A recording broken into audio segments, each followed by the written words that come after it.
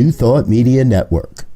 We are a global broadcast network of positive music, media, and entertainment, inspiring humanity's evolution along the journey of enlightenment and creating a world of love, peace, empowerment, and prosperity for all. New Thought Media Network. Positively inspiring.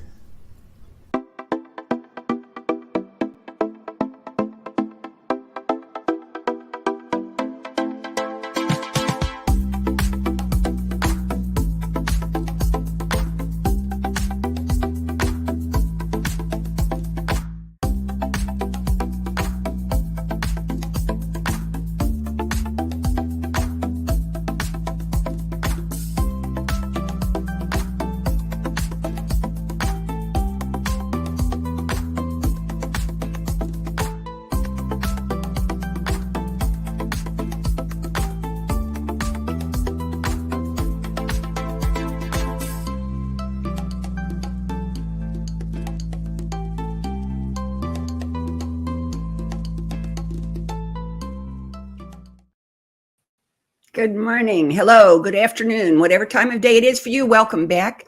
I am Reverend Dr. Sharri Johnson, and I am delighted to welcome you to Global Focus today. This week, we have a real firecracker for a guest. Normally, my guests are not pulpit ministers, but I couldn't resist this one because she has not one but two pulpits. Our guest today is Reverend Barbara Jean Schreiner-Trudel. She is a CSL minister and founder of Spiritual Living on the Lake in Toronto, and also leads Unity Spiritual Center Kitchener, which is sort of like a suburb of Toronto. So I basically, this lady juggles a chainsaw, a bowling ball, and a raw egg for a living. I can hardly wait to hear how you let this happen and how you keep it going. Welcome. Thank you, Sharri. I'm so delighted to be here. It's really a joy. And yeah, I love that analogy of the juggling of all those things. That's kind of what life is like. So I usually ask people, how did you come to New Thought in the first place? And then how did you get to where you are in New Thought? You can start anywhere you like. This is a story I really want to hear. My journey actually began in a Nazarene church when I was 27. My mother-in-law at the time invited me to go to church. And because I really wanted her to like me, I thought I can endure an hour of church. That would, I could do that. So I decided to go. Now, I was not raised with religion at all. I could probably count on one hand the number of times I'd been in a church. And so I decided to go with her that night. And I don't know what happened in there, but I had a complete spiritual epiphany. It felt like when I walked in, I was in complete darkness. And when I left that church that night, I was in the light. I knew God as love. It was profound. It was life-altering, life-changing. It was the beginning. It was the beginning. But I couldn't stay in that church because they kept telling me that everybody else was going to hell. And I kept thinking, no, the experience I had was of a loving God. How is it possible that the rabbi or the person who's never heard of Jesus Christ it didn't make sense to me, and they couldn't answer those questions.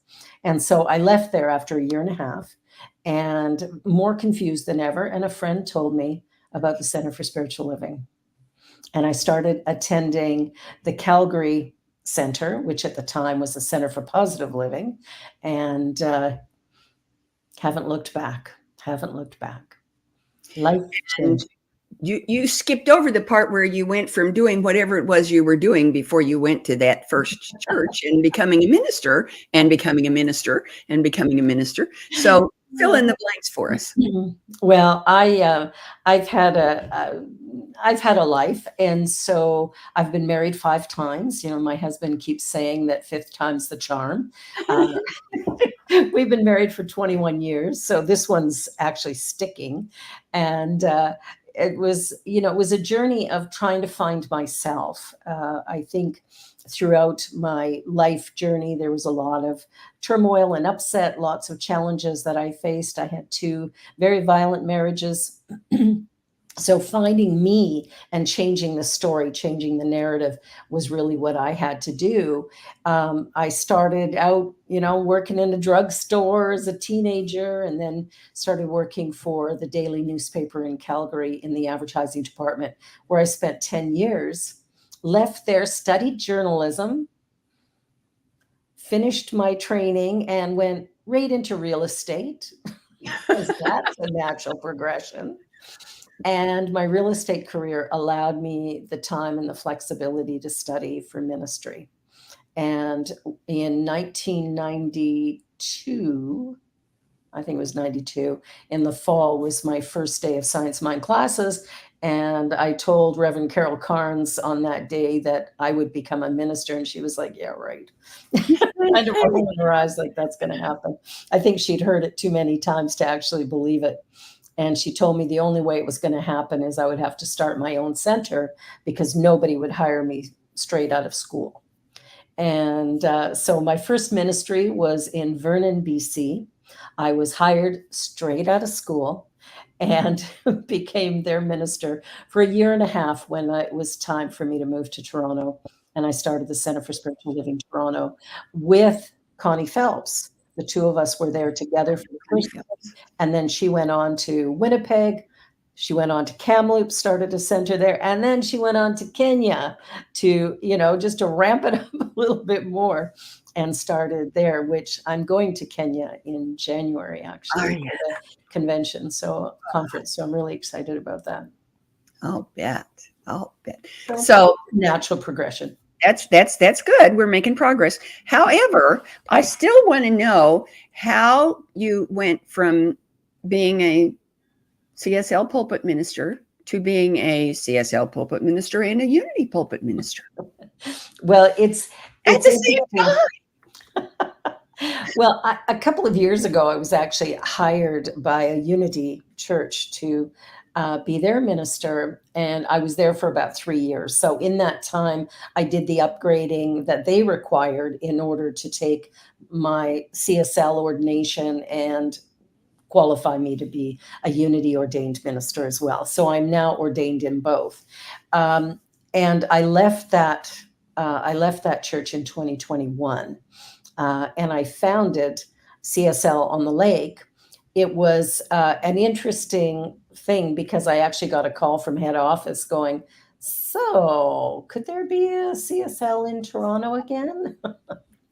And I'm like, well, probably, yes. And she goes, well, it was you I was thinking of. She said, I have somebody in mind, I think, who could do this. And so that's how she started the conversation. Then she turned around and went, so got to come clean, because you're the one I had in mind. And so I sat back and went, well, let me think about it. And I thought, well, I'll take a step forward, and if there's no blocks, I'll take another step. And that's what I've done, is just put one foot in front of the other. And it's all come together so beautifully. I had left that Unity church about 2 months after I started CSL on the Lake, and was, just doing my work. I was on the board of directors for the Association of Unity Churches in Canada. I'm their prayer chaplain. And from there, the Kitchener Center said, we need a minister of record. So I'm not doing the talks every Sunday. I speak there about once every month to 6 weeks, but I do oversee basic things to make sure everything is moving in alignment, and that their head person, Cheryl Rogers, has what she needs to facilitate the work as the leader of that center. So I'm kind of in the wings. So it's a little bit easier than actually being there every week. Okay. Yeah. So instead of a raw egg, it's an apple, but still. I know. That's still really impressive. And that's not all. I mean, you're doing all kinds of stuff. You've got one regular program on New Thought Media Network. Two regular programs on New Thought. Two regular programs and a special event that you're getting ready to do. And the special event is coming up real quick. Well, the special event is tonight, and it's a 90-minute special presentation on the New Thought Media Network called Transgender Awareness. And the challenges that trans people are faced with today are, I really believe, largely due to ignorance. We don't know what we don't know. And so understanding how somebody could be born in a male body but actually be a woman, that's not connecting for cisgender people. So the idea of having this show was just looking at all the disparity between actual human rights, because transgender people should have those, Yeah. and in many cases do not.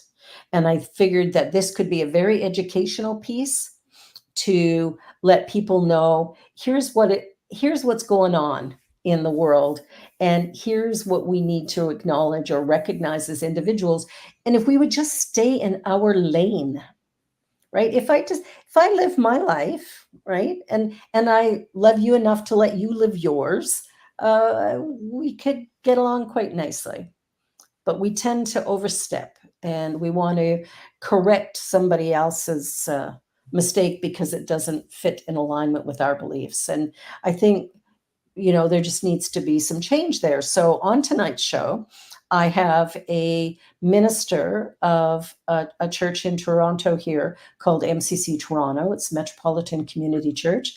It's the gay church in Toronto. It's one of the most high-powered social activist type churches there is. It's very positive and life-affirming. It's a great place. And the minister is a transgender woman who is living a remarkable life here in Toronto, who is not a social activist at all, and yet is forced into that role because of who she is. And so her and I are co-hosting tonight. And then we've got a couple of guests as well, and a beautiful musician, Summer Osborne, is going to be singing as well. And so we've just got this great lineup of conversation to truly normalize the experience of being a human in the world today and having a path a little different than somebody else's. But for me, it's about everybody has a right to exist. Yeah. So let's just normalize things a little bit so people realize this person is no different than anybody else, right? Well, we're all unique, but we're all unique and special. But we are all also little drops of God with skin on them. Exactly right. It just sounds wonderful. And it's on New Thought Media, which means it's going to be recorded and archived, so people will be able to go back and see it later again. Absolutely. Because that doesn't sound to me like a one-off thing. Well, it's hard to say. It may morph into something else, but because this is the end of Transgender Awareness Week, and yesterday was the day of remembrance for transgender people who have died, it was like today just felt like a really great way of wrapping up that week to highlight the beauty and the remarkable gifts and talents of this great part of our community that maybe has been ignored. And I just want to see people be able to be who they are, rather than being forced into being something that they don't even recognize. Right. So for me, it's about human rights. And Absolutely. Yeah, I'm excited about it. Okay, so tell us also about the Joy Show. I love acronyms. Tell us about the Joy Show. The Joy Show, I've been doing now for, I think, 2 years. And Joy is an acronym that means just one you. And so on the show, I just interview people talking about their life and their journey, what it is they do, why they do it, how they do it, whatever, celebrating the uniqueness of all of us. And at the same time, just giving a place where people can talk about what it is they're passionate about, what they love, how interesting they are. So it's really just, and we talk about what's going on in the world as well, what's happening in the world that impacts me or affects me, and how do I feel about that? So it's that personal journey. It's a place where you get to be you and be fully loved and accepted for it. Sounds good to me. And what's your other program? Spirit Cafe, which is on Wednesdays at 4 p.m. Eastern Time. And Spirit Cafe is courageous conversations. So what we try to do there is talk about the topics nobody wants to talk about, the religion, the politics, the whatever. We have those conversations. And I think our show, was it last week, was a little bit about what's going on in the world and how that's impacting our Jewish friends and family, and also how we all feel about what's going on, because we like to judge. We like to go, this side is right and this side is wrong. But what if we acknowledge that there's one thing going on, and that we all live, move, and have our being in that divine space? And so everyone has a belief about whether they're right or wrong. But what if we set aside the judgment and bring love to the table?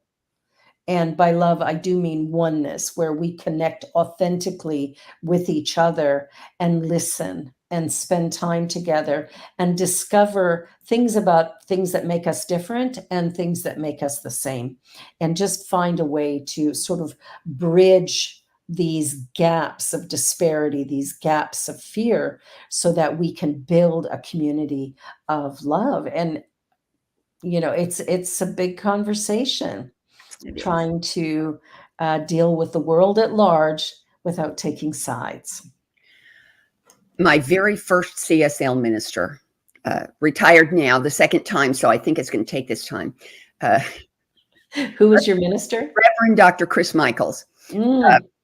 I love Chris Michaels. I do too. I love him to pieces, and I quote him every week. I quote him to somebody. This particular quote just sings in my heart. He told me, he said it in a Sunday talk, but then we talked about it later, that his dream was to address the United Nations, and that his speech would consist of 3 words. He would walk in, he would stand up straight, he would look each one of them in the eye, and he would say, "War is obsolete." And then he would turn around and walk out. and that has hooked me so much. And the other thing that which is something I came up with, and I'm not sure why God said it through me, and that is that the proof of that is that nobody ever, anywhere on this planet or on any planet in existence, anywhere in the universe, ever won a war. One side lost less than the other one, but nobody ever won a war. Nobody so won. Exactly the conversation. That's wonderful. I'm so glad you're doing that. Well, when I was at the Unity Conference in June, one of the lovely women there took us on a drive around. So, we can just see the area and stuff like this. And she took us to a cemetery. And as we were driving in, she said, Americans really like to kill their young men.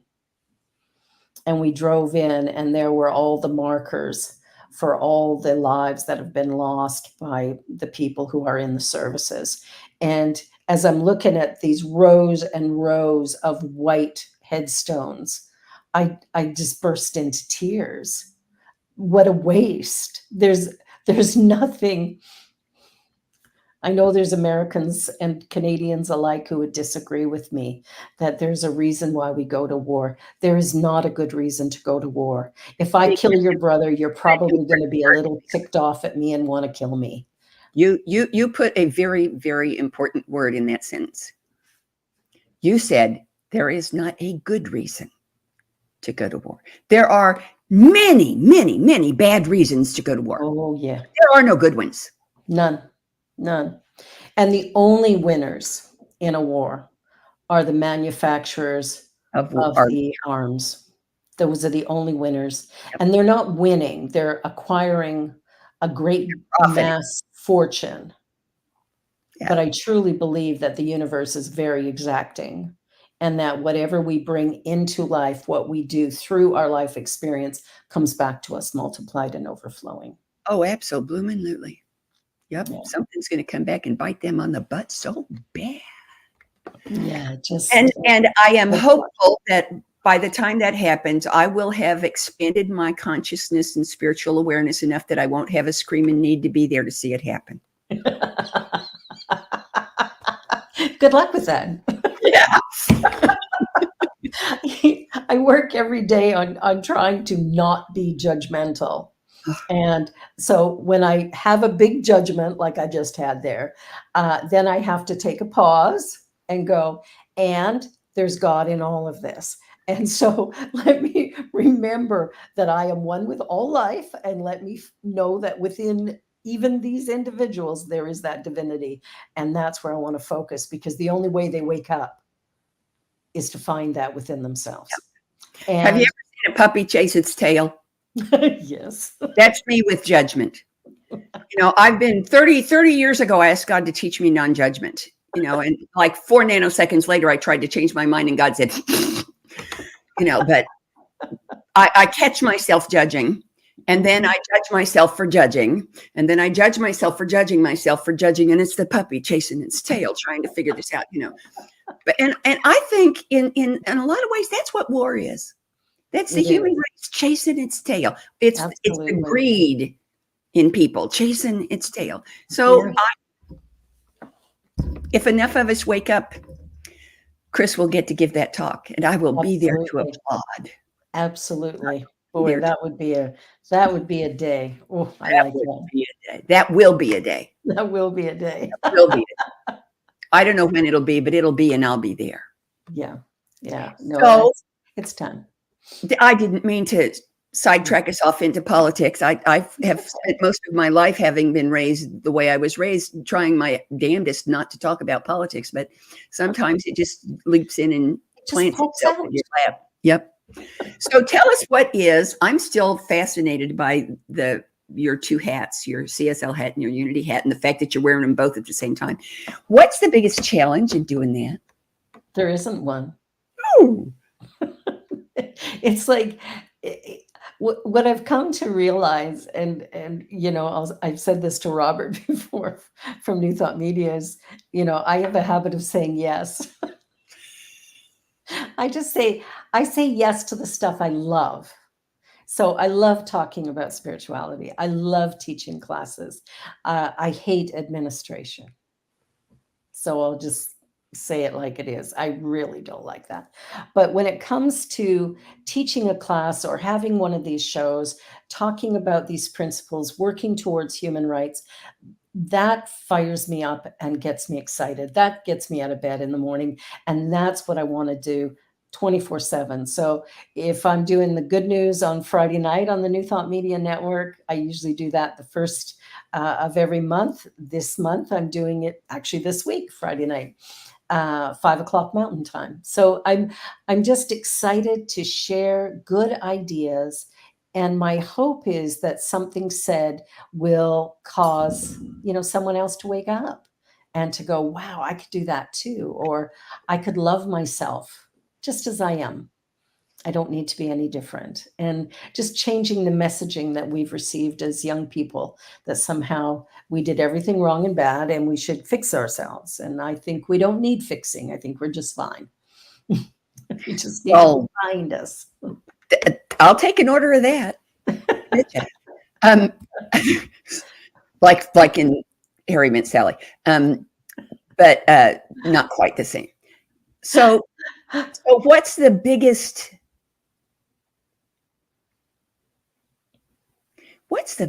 reward? What's the biggest bonus? What's the biggest blessing in doing what you do? I had an experience on Monday. I serve on some board of directors as well. And one of the boards that I serve on is the Toronto People with AIDS Foundation. And we just moved into a new building. I've been on this board for a couple of years now. And in our new building, we had a blessing on Monday morning. And we had, an Indigenous leader lead us in some drumming and his prayers. And we had somebody come in and pour the libations for the ancestors. We had musicians singing. And I did an opening treatment to bless the space and everyone there. And then my daughter and I sang Karen Drucker's song, I Stand Before You. Oh, I love Karen. And we had about probably about 80 people in the room, and none of these are CSL people, right? Like these are just your regular people who are living with HIV, people who have probably the majority of them are either refugees from other countries who are getting their lives saved by being here, or people who are, marginalized in some way. And so it's a broad group of people. So I wasn't quite sure about doing this exercise. But the way I started it was I had everybody create a circle and speak a word of intention for their role, their place, their time at PWA. And it was beautiful. People talked about love and gratitude and bringing their whole self and, different things. And then when we finished that, I said, and now I'm going to get you to stretch a little bit. And Genevieve and I will show you what we're going to do.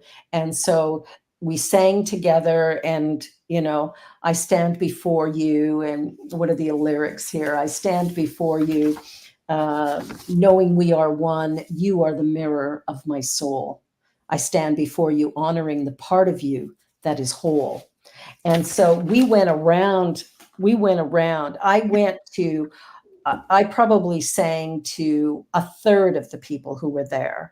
And it was so beautiful and so rich to see the tears, to see the fear, but to receive it. Everyone received it, which blew me away. And then we closed it by, just holding hands and singing "Let There Be Peace on Earth." And it was, I still, the hair on my arms goes up just remembering that moment. And to be able to bring our spirituality into the workforce. One of the things that I have done on the boards that I'm a part of, most of them now, is we finish our meetings with a heart seat. And that's where we acknowledge one of the members in our meeting with all the love we can share on them. So every person just goes around, and we just pick the names alphabetically. We'll start off with, whoever's got an A or a B, and they're the first meeting. And then the next month we move it up the alphabet. And I'll tell you, the things people say about each other is so remarkable and so beautiful. So we do it with the board for the Association for Unity Churches Canada. When we meet, we do it with my CSL board. We do it with the PWA board. I do it with the Unity Kitchener board. And I'm now part of the New Thought Media board, and I'll have to talk to Robert about adding it here too. Absolutely. I don't think that'll be a problem. Yeah, I don't think I've known him a while. I don't think that'll be a problem. No, he is a love person. Just, yeah, he's beautiful. So I find that as we learn to honor one another, as we take the time and the space to honor each other, sometimes it can be easy to work, and get so focused on work that we forget the people who are around us. And I think for me, at this stage in my life, it's about remembering the people around me and doing my best to stop and pause and be present. What I'm hearing you say, and I've been a student for so many years that I confirm my learning by teaching it back. But what I'm hearing you say is that for you, it's not a case of life being on the job training for ministry. It's a case of ministry being on the job training for life. Yeah, it sounds about right. That's just, what's your, I don't know how you could top that blessing. That is just so fabulous. It was beautiful. So I have 4 questions that I ask every single guest. All right. And there's no wrong answer. You can take as long as you want to answer it. And you can interpret the question any way that it feels right to you to interpret it.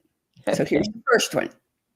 How does what you're doing at CSL on the Lake, at PWA, at Unity, how does what you're doing there, how you're being there, how does that encourage, develop, support, pick your own verb, conscious evolution? The whole focus of my work is inspiring people to be who they are.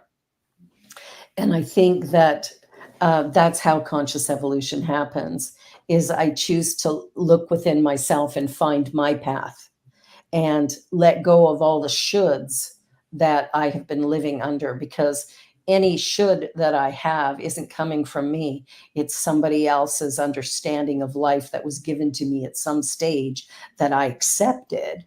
And now every time I get called to do certain things, I'll go, oh, I should. Why should I? Well, because mom said you'd be a good girl if you did that. So I just take should and go, okay, it's probably not mine, so let me say no to that. But I think sharing these tools and doing the work that I do, meeting people where they are, being a bridge that allows for difference, to accept that whether it's language, whether it's sexuality, whether it's country of origin, whether it's skin color, it doesn't really matter. We're all in this together. And so my hope is that every time I help somebody to find their voice, that I've actually helped the evolution of our planet. And as we become aware of our own personal power, we begin to change, because we're all thinking in and out of the same universe. And if I'm thinking uplifting, powerful, positive, loving thoughts, I'm raising consciousness. My hope is to have as many people as possible raising consciousness, rather than going, oh, would you believe what those guys did?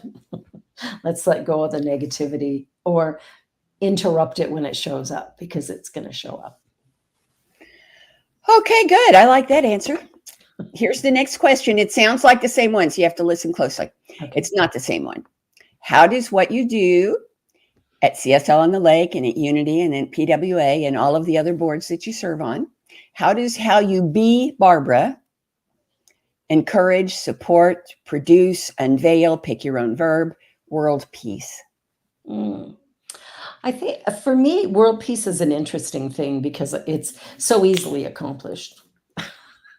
Yeah. It really is. If all of us woke up one morning going, I feel really good today, I think I'll just go to the beach. We would have, in that moment, we would have world peace. So it's not this big, odd, weird thing that is impossible. It's just that each one of us individually has to choose it. And we have to choose it at the same time. And it can't be dependent on circumstance. So I have to choose to be peaceful in the midst of somebody cutting me off in traffic. I have to choose to be peaceful when the clerk at the grocery store is being abrupt or ignoring me or whatever. I have to choose to be peaceful when my children do something I don't approve of. Peace is a choice. It doesn't happen by accident. It doesn't happen because somebody laid a gun down. It is a change of consciousness that has to happen in me. And like Gandhi said, be the change you want to see in the world. So I choose to model to the best of my ability on my best days, and on my days when I don't show up in my prime, I choose to forgive myself and also to forgive others. Because forgiveness isn't about anybody else. It's about cutting the chains that bind me to the past. Yeah. And I don't want to live there. I want to live now and create something beautiful moving forward. So yeah, peace, done deal. Yay. Okay, here's the next one. This is the most challenging one for a lot of folks. You might want to close your eyes, because here's the question. Provided or presuming that every single detail, every experience, every encounter, every relationship, every event goes exactly the way you want it to go, exactly the way you want it to go for the next 10 years, what does Barbara Schreiner-Trudel look like 10 years from now? Well, she's 20 pounds lighter. For starters. Um, um, It's an answer I've never gotten before. good. Yay! Something new. When I think about my life 10 years from now, when you get to a certain age, thinking ahead 10 years, you go, that's, that's up there. But the reality is that, the way life is going these days, living to 100 is not so unusual. So I figure I'm just entering midlife here, so I've got lots of time left.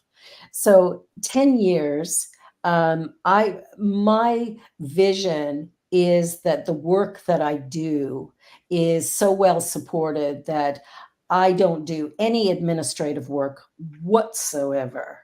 I am speaking and doing my shows and having a blast doing it, but I'm not doing the paper shuffling. That's being done by somebody else.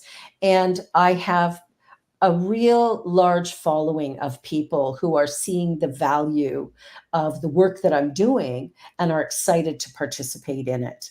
And so there's a great growth. I will have finally written the book that I've been planning on writing there's two of them. One is called When Joy Shows Up, and that's, that journey to the authentic self. Obviously, I'm not quite there yet because it's not finished. And then the other one is This Thing That I Do. When I was studying for ministry, when I was studying to be a practitioner, I was a realtor at the time, and the closing room in the real estate office, where most people write real estate deals, I would be in there doing treatment with people. And in doing treatment with them, because, realtors would come to me and say, oh, I have this problem or that problem, and we'd go and we'd treat. So that journey has been an interesting one, because the whole idea of writing that book, This Thing That I Do, is just about what treatment is, why I do it, the benefits of it. But I call it This Thing That I Do because if I go to somebody who doesn't know us, they go, what's treatment? So well, there's this thing that I do. Would you like me to do it with you? And they say yes, and we treat. I like that. I like that a lot. Mm-hmm. Okay. Well, final question. Mm-hmm. Hold on just a second while I get my screen ready. The final question is, will you come back? Oh, of course, always. My very next opening is October 8th of next year. Can I plug you in? Of course you can. Excellent, excellent, excellent. Of course, Thank you so much. It is my pleasure. Send me an email that hopefully I receive. Okay, I have one more question. Okay. And that is, is there anything at all that you would like the world to know that I haven't asked you about? Anything in the world that you would like, that I would like people to know? I think what I want people to know is that your point of power is yourself, and your journey in life comes from you. That your resistance to where you are or what you're doing is what's causing your suffering. And that in the moment that you will just drop into your life experience and have it, and accept yourself as you are, where you are, without judgment and criticism, in that moment, you'll experience a really odd thing. It's called joy, and it just bubbles up inside and becomes a part of us. And the other piece of it is freedom. When we no longer have to wear all these masks, we're not worried about how we show up to each individual person. We are consistent because we're just being ourselves. Just be you. Everybody else is taken. And wanting to be somebody else just creates despair. I had you are who you are. I had a professor in ministerial school, and I can't for the life of me remember which one of them it was, but I used to get so tickled at him because he would say, if you were too wrapped up in doing, he would say, you need a Sinatra moment. Don't do, be. Do, be, do, be, do, be, do, be, do, D. I love that. We are a bunch of human doers. Yes, we are. And thank you so much. I have so very much enjoyed having you here, and I can't wait to see you back again. And folks, be sure you're here next week, because next week we have Reverend Verona Garland from Prosperity on the Move, and that's something we could all use another serving of. Absolutely. In the meantime, have a great week. Bye-bye. Thank you, Sherry. Bye. Please help us say thank you to our organizational sponsors, including the Hepperlin Foundation, Affiliated New Thought Network, International New Thought Alliance, Science of Mind Archives and Library Foundation, Center for Spiritual Living Denver, Center for Spiritual Living Midtown, New Thought Philadelphia, Planned Happiness Institute, Summit Center for Spiritual Living, One Heart Retreats, Center for Spiritual Living on the Lake, Unity Spiritual Center, Kitchener, Om Center for Spiritual Living, La Mesa, Satya Center, Center for Spiritual Living, North Jersey, Unity of Savannah, and Center for Spiritual Living, Seattle, as well as all of our individual donors. Thank you for making New Thought Media Network a place to be. Please come be you. And remember, like, share, and subscribe. New Thought Media Network. Positively inspiring. Amazing, amazing. You will do amazing things. Amazing, amazing.